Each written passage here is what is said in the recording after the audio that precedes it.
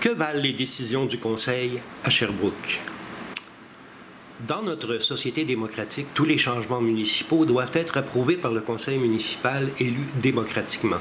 On serait donc en droit de penser que l'administration municipale respecte ces décisions, non? Eh bien, non, justement. Il y a des gestionnaires municipaux qui font fi du Conseil et vont carrément à l'encontre des décisions légalement votées. En voici un exemple concret. Le Conseil approuve la fermeture de Wellington Nord 2 ou 3 journées de fin de semaine dans l'été pour des événements majeurs.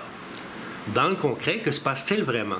La rue Wellington est présentement fermée complètement de midi à minuit du 3 au 9 juillet, soit du lundi au dimanche suivant, une semaine complète, non approuvée par le Conseil, et il faut en convenir, très nuisible pour les résidents et les gens d'affaires. De toute façon, on voit une photo qui a été prise le 4 juillet à 20h30 et on se rend compte qu'il n'y a vraiment personne. Pourquoi cette rue a-t-elle été fermée? Si c'était une exception, ce serait triste, mais on pourrait pardonner l'erreur. Mais non. C'est monnaie courante au BCDE de Sherbrooke, semble-t-il. Le nouveau bureau de coordination du développement économique mis sur pied par la mairesse Baudin, qui semble ne prendre ses ordres que de la mairesse ou de Sherbrooke citoyen.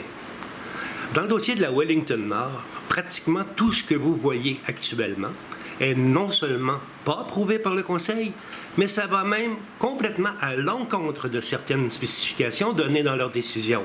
Un exemple, il est spécifié dans le sommaire décisionnel du Conseil aucun aménagement sur rue, à part quelques petits stationnements. Mais maintenant, on savait que devant l'hôtel de ville, il y aurait probablement des stationnements enlevés.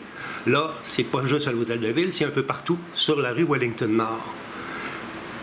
Pratiquement tout ce dossier-là qui a commencé depuis la fermeture annoncée de piétonisation de la Wellington Nord, tout ce qu'on voit qui se passe en ce moment semble sortir du bureau de la mairie et non du Conseil.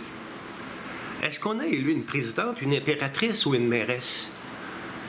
Et une mairesse est-elle au service du Conseil ou peut-elle faire les changements qu'elle veut? On a un grave problème à Sherbrooke avec une administration qui ne respecte pas le Conseil.